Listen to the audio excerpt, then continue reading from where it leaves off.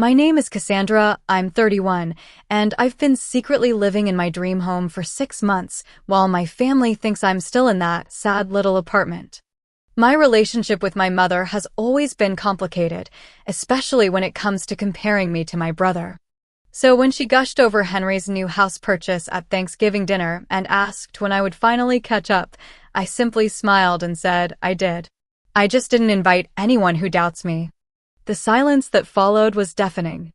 While I tell you what happened next, let me know where you're watching from and hit that like and subscribe button if you've ever had to stand up to family who didn't believe in you. Growing up as Cassandra Peters in suburban Boston meant living in the constant shadow of my older brother Henry. From the moment he brought home his first A+ in elementary school, my parents set a standard I was never quite able to meet in their eyes. My father, Gerald, a successful accountant at a prestigious firm, and my mother, Diana, a part-time real estate agent and full-time perfectionist, had very traditional values about what success should look like. Henry followed all the right steps according to my parents' playbook. He played football, became class president, attended an Ivy League university, and eventually landed a corporate job with an impressive title. Each achievement was celebrated with extravagant dinners and proud phone calls to every relative in our extended family. His graduation party was the talk of the neighborhood for months, with my mother showing everyone pictures of her successful son. Meanwhile, my interest in computers and technology was treated as a quirky phase I would eventually outgrow. When I spent hours learning to code in my bedroom instead of joining the cheerleading squad, my mother would sigh and tell relatives, she's going through a phase, always on that computer. When I won a regional technology competition in high school, my trophy was placed on the bottom shelf of our family display cabinet, while Henry's football trophies dominated the top two shelves. By the time I turned 18, I had learned that my accomplishments would never receive the same recognition as Henry's. During my high school graduation dinner, my mother spent 20 minutes talking about Henry's promotion at work before briefly mentioning that I had graduated with honors. My father nodded along, occasionally adding, Henry really set the bar high, but at least Cassandra is trying. College became my escape. I chose to attend a university known for its excellent computer science program, despite my parents pushing me toward business school like Henry. Computers are for people who can't handle real human interaction, my mother commented when I showed her the acceptance letter. My father was slightly more supportive but still asked, are you sure you don't want to consider accounting? It's a stable career.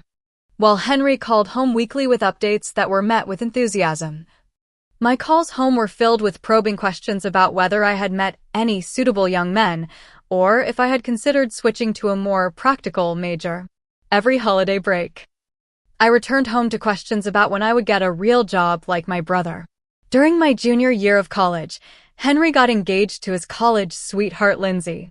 The engagement party was elaborate, with my mother introducing me to guests as my daughter who's still figuring things out. That same weekend, I had secured an internship at a leading tech company, but when I tried to share the news, my mother interrupted with, that's nice, dear, but have you seen the ring Henry gave Lindsay? It's absolutely gorgeous. Thanksgiving during my senior year was particularly painful. Henry announced he had received a significant promotion at work, and my parents beamed with pride.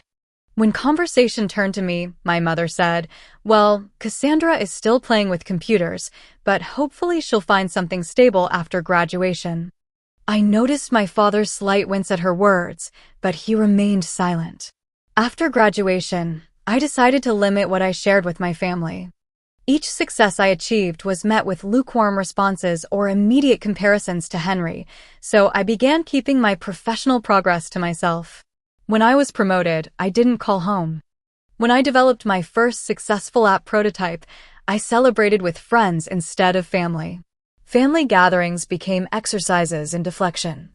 I would turn conversations away from my career and focus on asking others questions instead. I learned that my accomplishments would never be enough in my mother's eyes, so I stopped seeking her approval altogether. It was a painful realization, but it was also freeing in a way I hadn't anticipated. By my 28th birthday, I had established a pattern of pleasant but shallow interactions with my family. I would show up for major holidays, ask about everyone else's lives, and offer minimal details about my own. Henry continued to bask in our parents' adoration while occasionally throwing me sympathetic glances, as if to say he knew I couldn't measure up but felt bad about it. This dynamic continued for years, with each family gathering reinforcing the roles we had all fallen into. I was the underachiever still, finding her way, while Henry was the golden child who could do no wrong. I had long stopped fighting this narrative out loud, but inside, I had started building a life that would eventually speak for itself. My journey in the tech industry wasn't easy, especially at the beginning. After graduating with honors in computer science, I landed an entry-level position at a mid-sized tech company in Boston. The pay was modest, the hours were long, and the work wasn't particularly innovative, but it was a start. I shared a cramped apartment with 2 roommates and took on freelance coding projects on weekends to build my portfolio and make extra money. During this time, my family's perception of my career choice didn't improve. At a family barbecue 3 months after I started my job, my mother introduced me to her friends as still trying to make something of herself with those computer things. Henry, who had just received another promotion, patted my shoulder and said, "Don't worry, sis, not everyone can be on the fast track." I smiled politely while mentally calculating how many more freelance projects I would need to move into my own apartment. The turning point came when I met Vanessa Chen, a senior developer who took an interest in my work after I fixed a critical bug everyone else had overlooked. "You see patterns others miss," she told me. "That's rare." Vanessa became my first real mentor, inviting me to join her team and providing opportunities to work on more challenging projects. For the first time, someone recognized my potential without comparing me to anyone else. Through Vanessa, I met Martin Keller, a venture capitalist who specialized in tech startups. During a company event, I nervously shared my idea for an app that would revolutionize how people manage their personal finances. Instead of dismissing it like my family would have, Martin handed me his card and said, "When you're ready to build this, call me." For the next 8 months, I worked on my regular job during the day and developed my app at night. My social life became almost non-existent. Dates were postponed, friend gatherings missed, and sleep became a luxury I couldn't afford. There were countless moments of doubt when I wondered if my mother was right about my career choice. But the vision of what I was creating kept me going. The app's concept was simple but powerful. It would analyze spending patterns, predict future expenses, and provide personalized financial advice using advanced algorithms. I named it Clearview because it gave users clarity about their financial situation. After nearly a year of development, I had a working prototype that exceeded even my own expectations. When I finally called Martin, he arranged a meeting within days. I presented my prototype to a room of investors, my hands shaking but my voice steady. There were pointed questions and skeptical looks, but I had prepared for this moment. By the end of the presentation, Martin was smiling. "This is exactly what I hoped it would be," he said. Eleanor Blackwell, a notoriously tough investor known for backing only the most promising startups, approached me afterward. "I've seen hundreds of finance apps," she said, "but yours is the first that actually solves problems instead of just tracking them." With Eleanor's backing, Clearview secured its first major investment of $2 million. The next 2 years were a whirlwind. Clearview launched to positive reviews and quickly gained users. Revenue increased steadily. And by the end of the second year, we had over 1 million active users. Major financial publications featured articles about the app, and I was invited to speak at industry conferences. My team expanded from just me to 15 talented developers and financial experts. Throughout this time, I shared very little of my success with my family. When my mother called to tell me about Henry's new car or vacation home, I would simply say, "That's great for him," and change the subject. When asked about my work, I kept my answers vague. "It's going well, thanks for asking." I knew they wouldn't understand or appreciate what I had built, so I stopped looking for their validation. As Clearview continued to grow, so did my financial independence. At 30, I found myself in a position I had never imagined possible. I was considering buying my own home. Not just any home, but a beautiful modern three-bedroom house in one of Boston's most desirable neighborhoods, with plenty of space for a home office and a small garden. Working with realtor Julianne Anderson, who respected my desire for privacy, I found the perfect place. A renovated Victorian with modern interiors, large windows that filled the rooms with natural light, and a dedicated office space with views of the city skyline. The asking price was substantial, but after years of smart investments and the success of my app, it was within my budget. The day I signed the final paperwork and received the keys was surreal. Standing alone in my empty living room, I felt a sense of accomplishment that needed no external validation. I took a photo of myself holding the keys, but shared it only with my close friends and the mentors who had believed in me from the beginning. Furnishing my new home became a joy I hadn't anticipated. I selected each piece with care, creating a space that reflected my personality and success on my own terms. My home office became my favorite room, with a custom-built desk, state-of-the-art equipment, and framed copies of articles featuring Clearview. As Thanksgiving approached that year, I debated whether to tell my family about my new home. A part of me wanted to see their reactions, particularly my mother's, but another part knew that their validation no longer mattered to me. I had proven to myself what I was capable of, and that was enough. I decided to keep my achievement private for a little longer.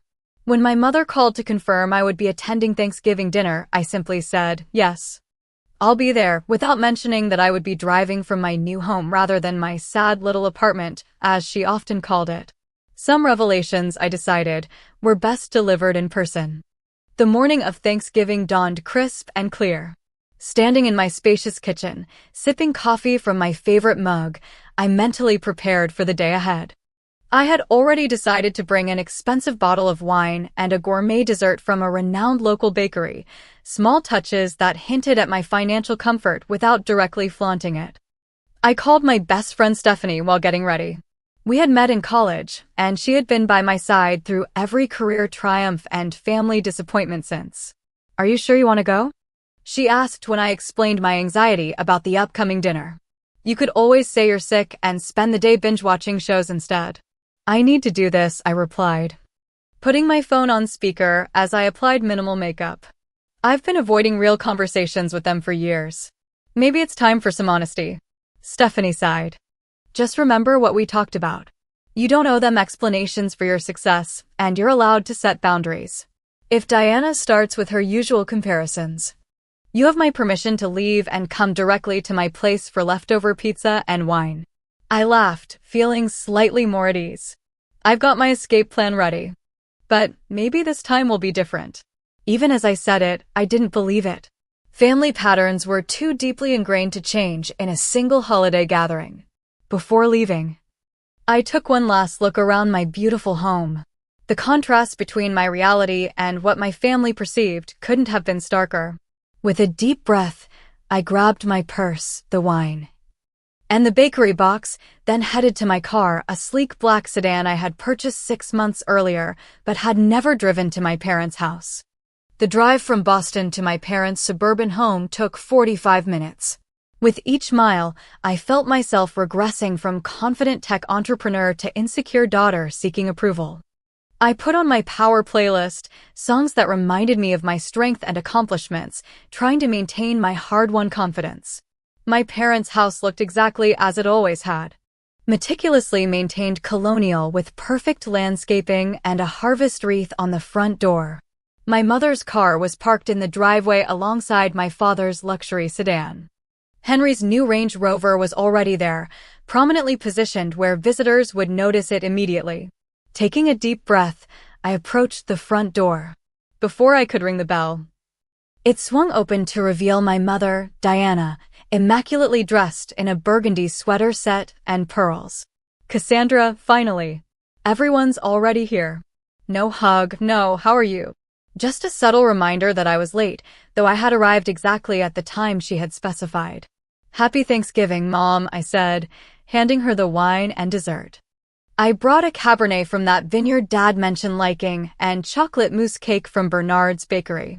She examined the wine label with raised eyebrows. "This is quite expensive." Did you put this on your credit card? Before I could respond, she continued, well, it's nice that you're trying to contribute something special. Come in. Your brother's been telling us all about his new home. The living room was filled with familiar faces, my father Gerald pretending to watch football but actually scrolling through his phone. My Aunt Patricia and Uncle William engaged in quiet conversation, my cousins Thomas and Jennifer comparing photos on their phones, and of course, Henry, holding court from the best seat in the room with his girlfriend Alicia beside him. Look who finally made it, Henry announced as I entered. He stood to give me a brief side hug. I was just showing everyone pictures of the new house. 4 bedrooms, 3 baths, and a finished basement. The previous owners even left their hot tub. That's wonderful, I said, genuinely trying to be happy for him despite his delivery. Congratulations on the new place. Alicia, whom I had only met twice before, gave me a warm smile.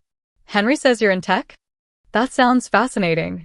Before I could elaborate, my mother interjected, Cassandra does something with computer applications. Nothing as impressive as Henry's corporate position. But she seems to enjoy it. Henry just got another promotion, did he tell you? Vice President of Operations now. I caught my father's eye across the room, noticing his slight frown at my mother's dismissive tone. He stood and approached me. Good to see you, Cassandra. How's work going? It's going very well, actually, I began, but was interrupted by my mother announcing it was time for appetizers in the dining room. As everyone migrated toward the food, my father gave my shoulder a quick squeeze, a rare gesture of affection that surprised me. The next hour passed in familiar patterns. Henry dominated conversations with stories about his achievements, while my mother beamed and prompted him for more details. When Aunt Patricia asked about my work, my mother quickly redirected the conversation to Henry's recent business trip to Tokyo. I noticed Alicia watching these interactions with increasing discomfort, her eyes darting between Henry and me, as we prepared to sit for the main meal. My mother assigned seats with calculated precision, Henry and Alicia in positions of honor near my father, while I was placed between cousin Jennifer and Aunt Patricia, as far from the center of attention as possible while still being at the same table. The turkey was carved, sides were passed, and wine was poured. My father raised his glass for a toast. To family and another year of blessings, he said, his eyes lingering on me for a moment longer than usual. Just as we began eating, Henry cleared his throat dramatically. Since we're all together, I wanted to share some exciting news. As most of you know, I closed on my new house last month. The neighborhood is exclusively for high earners, and I'm proud to say I'm the youngest homeowner in the community. My mother clapped her hands together. We're so proud of Henry. He's always been so responsible with his finances, making smart decisions. The house is absolutely gorgeous, in the most prestigious area. Henry pulled out his phone. I have some pictures from after the furniture was delivered. The interior designer did an amazing job. He passed his phone around the table as everyone exclaimed over his taste and success. When the phone reached me, I politely looked at the images. A house that was certainly nice, but filled with furniture that seemed more about impressing others than creating a comfortable home. It looks very professional, I offered, passing the phone to Jennifer. That's what success looks like, my mother said, looking directly at me. A real home, not a temporary living situation. Henry has truly established himself. Then came the question I had been anticipating all evening, delivered with her signature mix of concern and judgment. Your brother finally has a real home. When will you catch up, Cassandra? Still in that sad little apartment. The table fell momentarily silent, everyone's eyes turning to gauge my reaction. Years of similar comments had prepared me for this moment. But something was different this time. I no longer needed to absorb the blow and smile through the pain. For once, reality was firmly on my side. The dining room felt suddenly smaller as all eyes turned to me. My mother's question hung in the air, heavy with its familiar implication. Henry succeeds, Cassandra falls short. The turkey was getting cold, the cranberry sauce congealing slightly on china plates that had been in our family for generations. The chandelier light caught the edge of crystal water glasses, creating tiny rainbows on the white tablecloth. Around the table sat the people who had witnessed this dynamic for years. My father Gerald at the head of the table, fork paused midair. My brother Henry looking smugly confident in his position as family favorite, his girlfriend Alicia shifting uncomfortably beside him, Aunt Patricia with her eyebrows raised in anticipation. Uncle William pretending to be absorbed in buttering a roll, cousins Thomas and Jennifer exchanging knowing glances, all waiting for my typical response of awkward laughter or subject change. But something inside me had reached its breaking point. I set down my fork deliberately, took a small sip of water, and smiled. Not my usual appeasing smile, but one that came from a place of newfound confidence. I said calmly. I just didn't invite anyone who doubts me. The words landed like a stone dropped into still water, creating ripples of stunned silence. My mother's smile froze, then slowly faded as she processed what I had said. Henry's fork clattered against his plate. My father looked up sharply, his eyes wide with surprise. What exactly do you mean by that? My mother finally asked, her voice tight. I maintained my composure, years of suppressed truths finally finding their moment. I bought my home 6 months ago. 3 bedrooms, 2.5 baths, in Beacon Hill. I didn't announce it because I've learned that my accomplishments aren't celebrated here. Henry snorted. Come on, Cassandra. Beacon Hill? On your salary? You expect us to believe that? My mother recovered quickly, patting Henry's arm. Your sister is just feeling left out of your moment, dear. Cassandra, there's no need to make up stories to compete with your brother. I reached for my phone, unlocked it, and pulled up the album I had created of my home. Without saying a word, I passed it to Aunt Patricia, who was sitting beside me. Oh my, Aunt Patricia gasped softly as she swiped through the photos. Cassandra, this is absolutely beautiful. Is that original hardwood flooring? My mother snatched the phone from Patricia's hands, her expression shifting from dismissal to shock as she looked through the images. The renovated kitchen with marble countertops. The living room with its bay windows and built-in bookshelves. The home office with its city view. My garden terrace with carefully selected plants. This could be anyone's house, Henry said, though uncertainty had crept into his voice. She probably found these online. That's my coffee cup on the counter. I pointed out as my mother continued to swipe through photos. And there's the painting Stephanie gave me for my birthday last year hanging in the hallway. Would you like to see the deed with my name on it? I have a digital copy. My father held out his hand for the phone, which my mother reluctantly passed to him. He studied the photos carefully, his expression unreadable. When he looked up, there was something new in his eyes. Pride? Regret? Perhaps both. It's a beautiful home, Cassandra, he said quietly. Why didn't you tell us? The question was genuine, without accusation, which made answering it all the more difficult. I looked around the table at the family who had systematically diminished my achievements for years. Because, I said carefully, every time I've shared something important to me, it's been dismissed or overshadowed. My apartment was always sad or temporary. My career was just playing with computers. I stopped sharing my life because it was clear no one here valued it. My mother's face flushed red. That's completely unfair. We've always supported both our children equally. Aunt Patricia made a sound that was somewhere between a cough and a laugh. Diana, I love you, but that's simply not true. I've watched you compare these two for years, always with Henry coming out on top. Stay out of this, Patricia, my mother snapped. She turned back to me, her voice rising. So you bought a house and didn't tell your own family? What kind of daughter does that?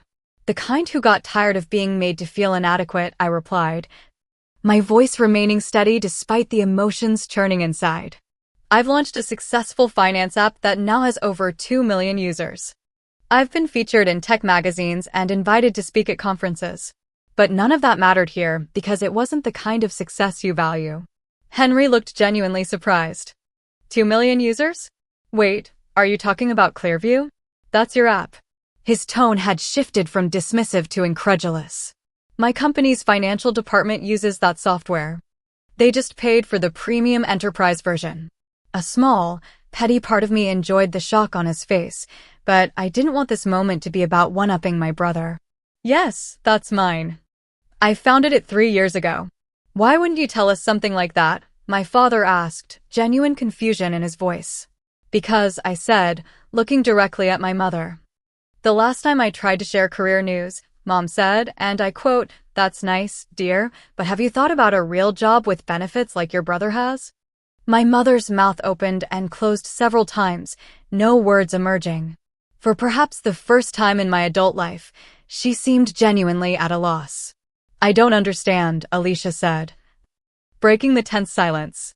"Your daughter created a successful tech company and bought a beautiful home, and you're upset that she didn't tell you? Shouldn't you be proud?" Her outsider's perspective highlighted the absurdity of the situation, and I felt a rush of gratitude toward her. The table fell silent again as everyone absorbed her words. "Of course we're proud," my father finally said, his voice firm. "Cassandra, what you've accomplished is remarkable.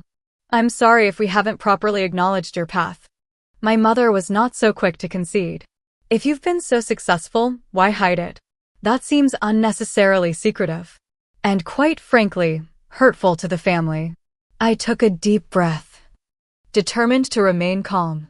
"Mom, can you name one achievement of mine that you've celebrated as enthusiastically as Henry's?" She opened her mouth to respond, then closed it again. Her brow furrowed in concentration. The extended silence was more revealing than any answer could have been. "Exactly," I said softly. "That's why I stopped sharing. Now, can we please enjoy our Thanksgiving dinner? I'd love to hear what everyone else has been up to lately." My attempt to diffuse the tension was unsuccessful. My mother pushed her chair back from the table, tears welling in her eyes. "I can't believe my own daughter thinks so poorly of me. After everything I've sacrificed for this family." She stood and left the dining room, her footsteps loud on the hardwood floor as she retreated upstairs.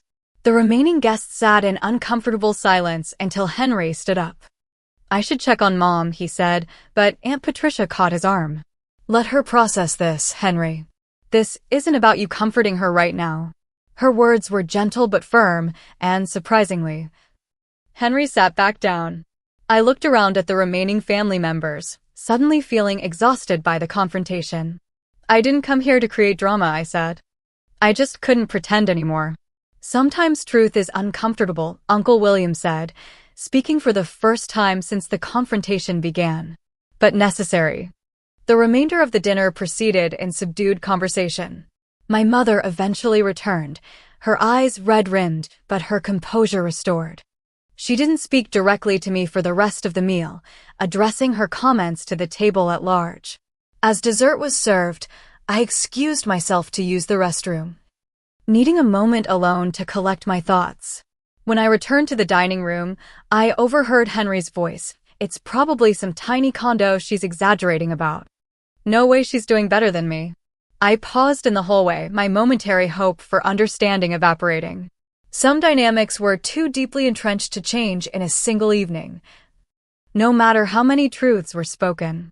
I returned to the dining room just as Henry finished speaking, and the sudden silence confirmed he had been talking about me.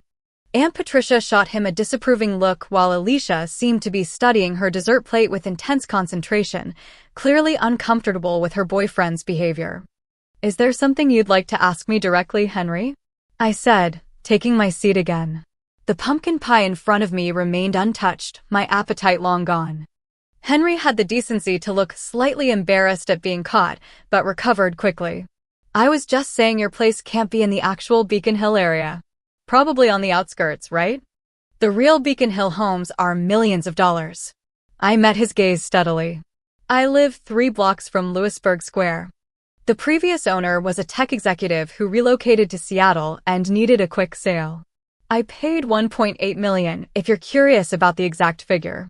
My mother gasped. $1.8 million? That's impossible. Where would you get that kind of money? "From my company, Mom.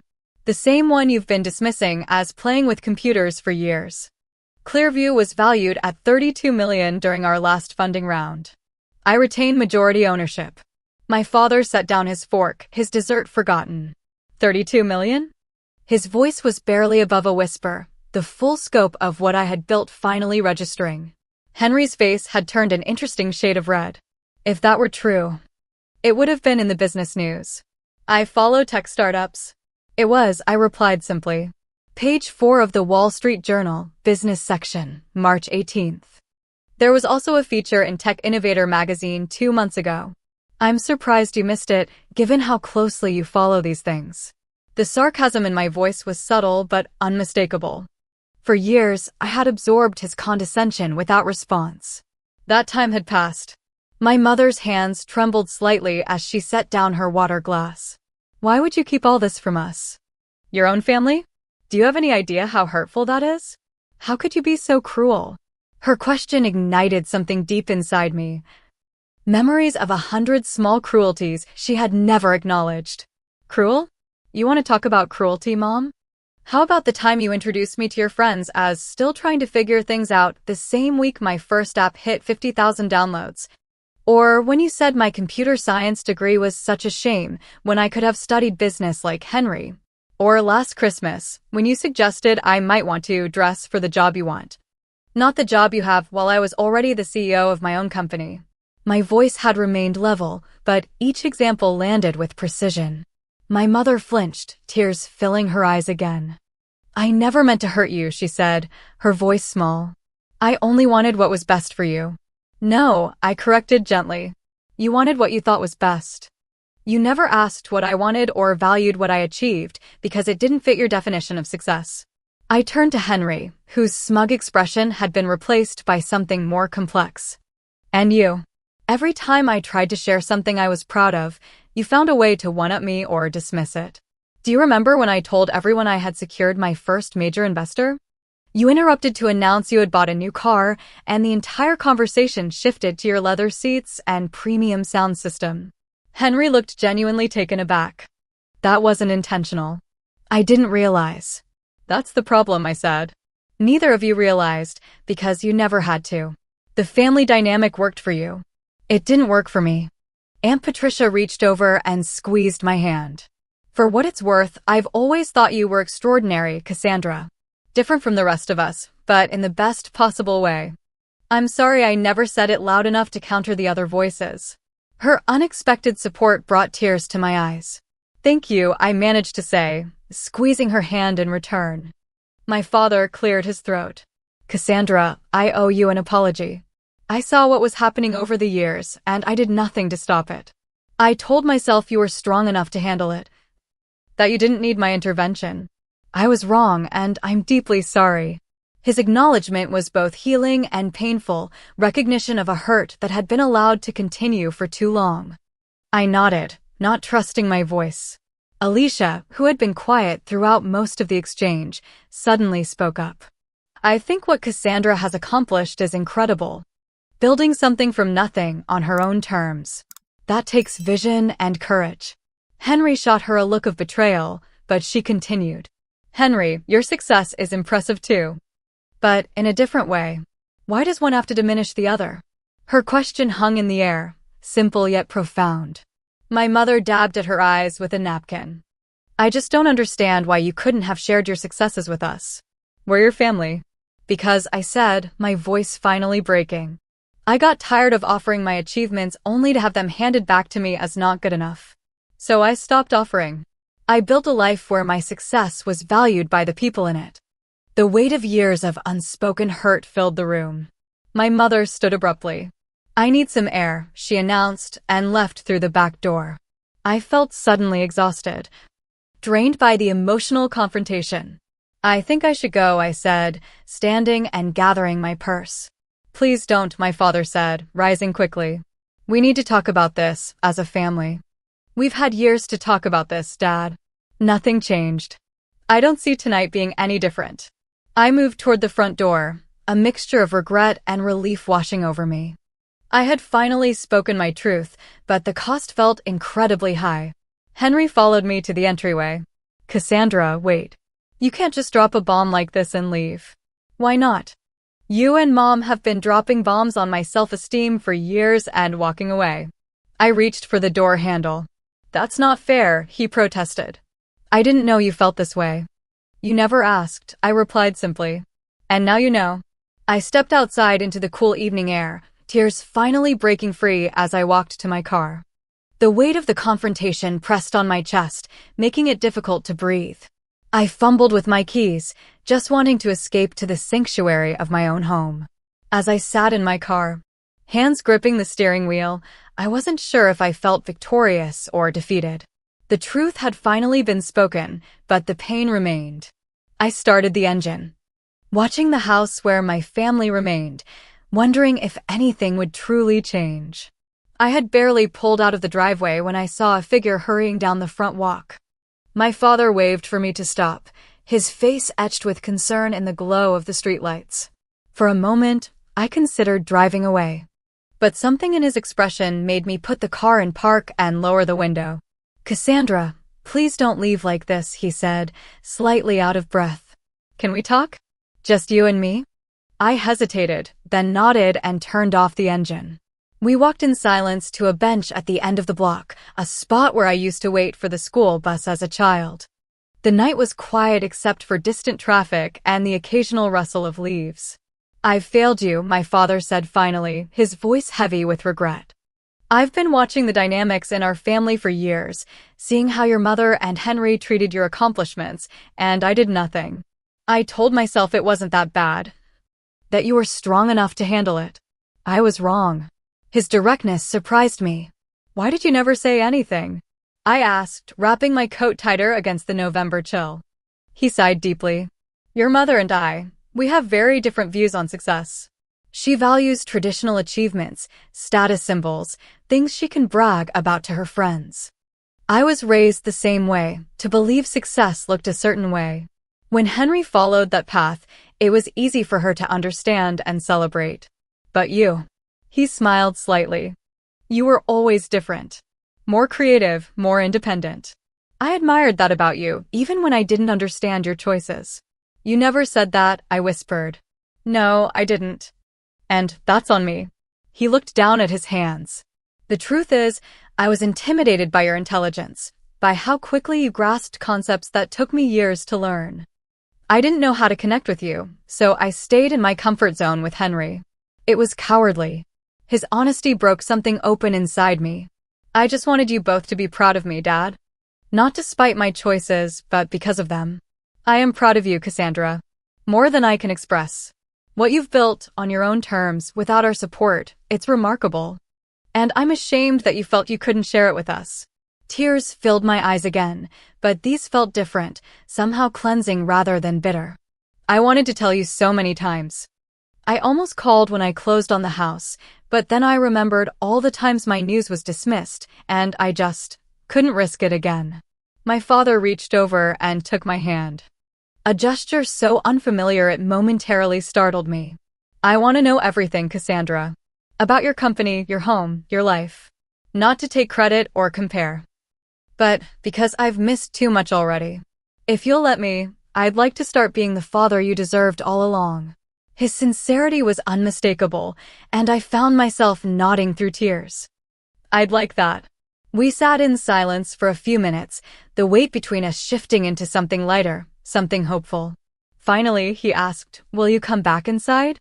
You don't have to stay long, but I think we need to start changing how this family communicates. Tonight." I took a deep breath. "Okay, but I'm not going to pretend anymore, Dad. I can't." "I wouldn't ask you to," he assured me. "It's time for some honest conversation in this house."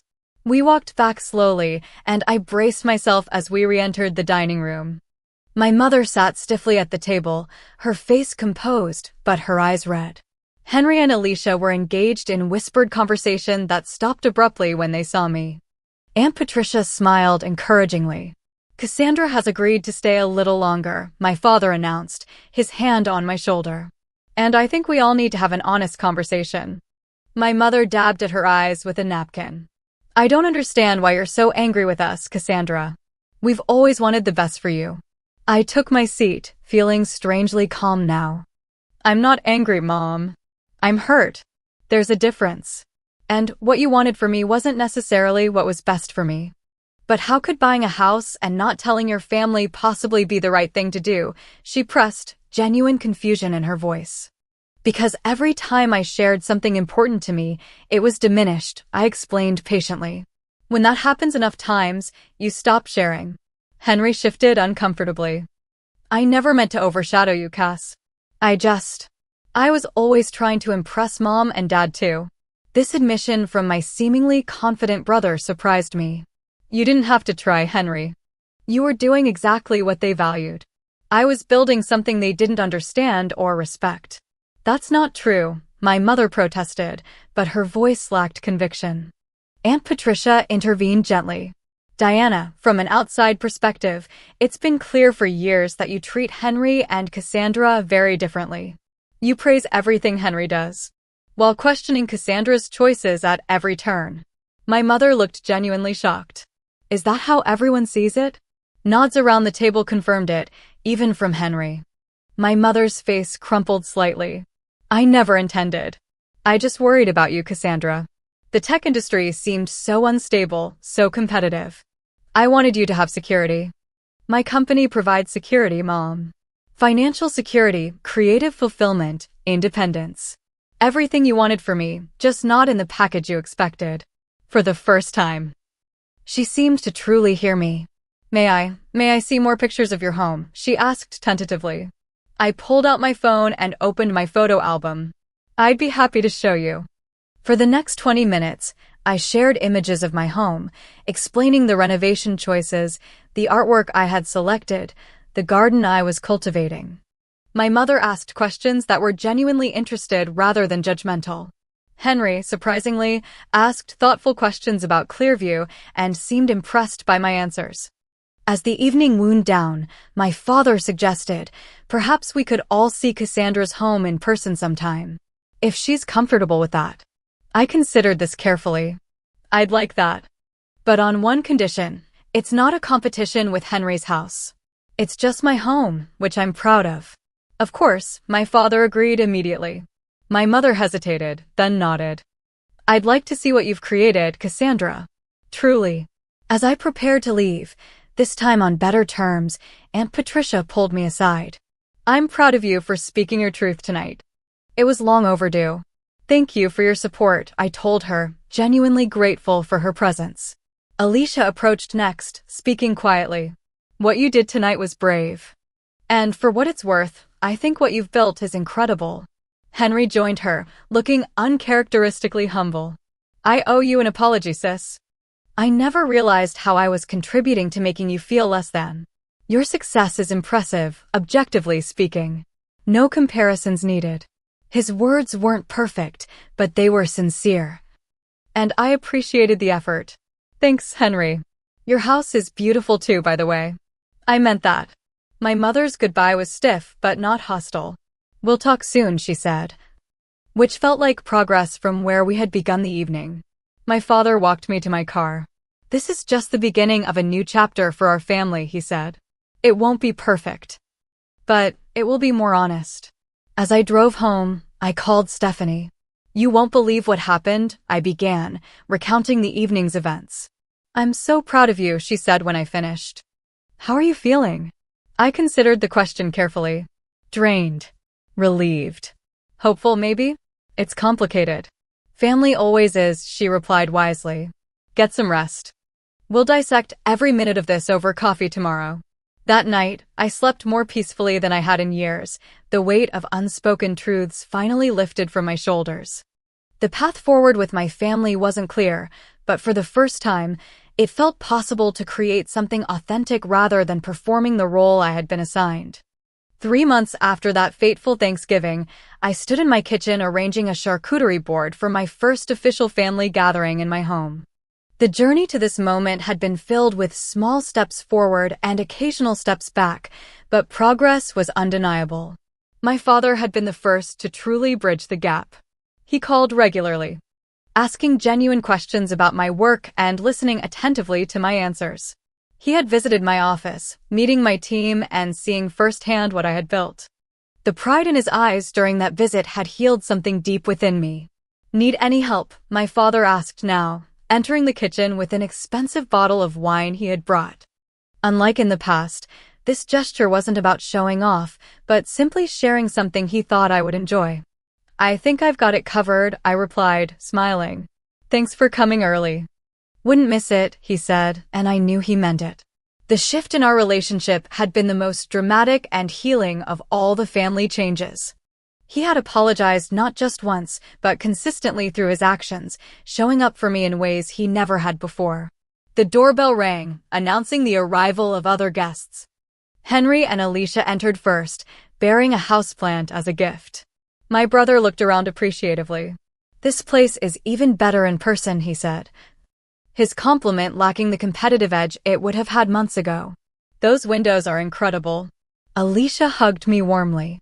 Since Thanksgiving, she had become an unexpected ally, often gently correcting Henry when he slipped into old habits of one-upmanship. Their relationship seemed stronger for it, and I found myself genuinely enjoying their company. My mother arrived last. Her entrance tentative despite her elegant appearance.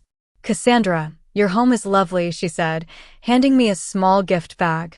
Inside was a framed photo of me as a child, sitting at our old family computer with intense concentration on my face. I found this when cleaning out the attic. You always did know your path, even when I couldn't see it. The acknowledgement, subtle but significant, brought unexpected tears to my eyes.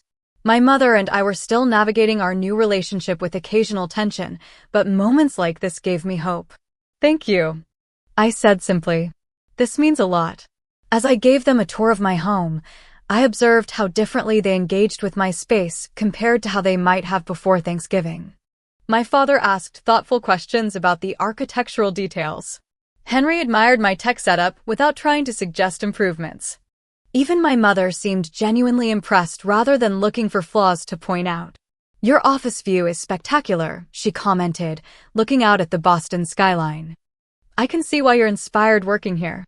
Thank you, I replied, still getting used to receiving uncomplicated compliments from her. It's my favorite room in the house. During dinner at my carefully selected dining table, the conversation flowed more naturally than it had in years. When I shared news about Clearview's latest feature launch, my family actually listened and asked relevant questions instead of changing the subject. I read about your app in my financial magazine, my father mentioned. The reviewer called it revolutionary. I was so proud I told everyone at the office my daughter created it. My mother added, somewhat awkwardly but with evident sincerity, I've downloaded it myself. I'm still learning how to use all the features, but it's already helped me organize my client invoices much better. The fact that she had voluntarily engaged with something I had created felt like a significant step forward. I can show you some of the advanced features after dinner if you'd like, I offered. I'd appreciate that, she replied, and I believed she meant it. As the evening progressed, I excused myself briefly to the kitchen to prepare dessert. I was surprised when my mother followed me. I need to say something, she began, her voice uncharacteristically uncertain. I've been doing a lot of thinking since Thanksgiving. About how I treated you. Compared you to Henry all those years. I stopped arranging dessert plates, giving her my full attention. I always thought I was pushing you toward the kind of success I understood. She continued. I never realized I was actually pushing you away. She paused, struggling visibly with her emotions. I'm not good at this, Cassandra. At admitting when I'm wrong. But I was wrong about so many things. Your career. Your choices. You. Her vulnerability was unprecedented, and I found myself responding in kind. I spent years trying to make you proud, Mom. Then years pretending I didn't care if you were proud. Both were exhausting. I am proud of you, she said quietly.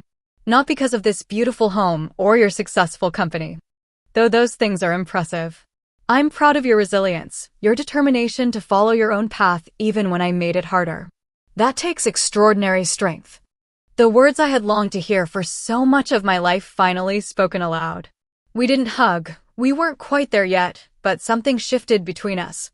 A door opening to possibilities I had long ago stopped imagining. Back in the dining room, conversation had turned to Henry and Alicia's wedding plans. The old me would have felt sidelined by this topic, but now I participated with genuine interest, secure in my own achievements and place in the family. After my guests departed, I sat alone in my living room, reflecting on the journey of the past 3 months. The healing process hadn't been linear. There had been difficult conversations, moments of falling back into old patterns, fresh hurts to address. But beneath it all was a foundation of truth that hadn't existed before. We were building something new from the ashes of what had been destroyed at Thanksgiving. My phone pinged with a message from Amanda, a colleague who had become a close friend over the past year. "How did it go with the family? Need rescue wine?" I smiled and replied, "Better than expected. Rain check on the wine." I had learned valuable lessons through this process. That speaking your truth, while painful, creates the possibility for authentic connection. That some people can change when confronted with their impact, while others may never fully understand. That setting boundaries isn't selfish but necessary for healthy relationships. Most importantly, I had learned that my worth wasn't determined by those who couldn't see my value. It was inherent, unchangeable, and entirely my own to recognize. The journey wasn't complete. My mother still occasionally slipped into comparison mode. Henry sometimes reverted to competitive behavior. Old wounds were still tender when pressed. But we were all trying, in our imperfect ways, to create something healthier than what had come before. As I prepared for bed that night, I looked around my beautiful home, the physical manifestation of success on my own terms. I thought about the Thanksgiving that had changed everything. How a single honest sentence had disrupted decades of family dynamics. Sometimes breaking was necessary for rebuilding. I had stopped seeking external validation and found something more valuable. Self-recognition, authentic relationships, and the freedom that comes with living truthfully. For anyone watching this who recognizes their own family dynamics in my story, know that you deserve to be seen and valued for who you truly are. Have you ever had to stand up to family who didn't believe in you? How did you handle it? Share your experiences in the comments below, and don't forget to like and subscribe if this story resonated with you. Sometimes the families we create are as important as the ones we're born into. And I'd love to hear how you've navigated similar challenges. Thank you for listening to my story, and remember, your worth isn't defined by others' ability to recognize it.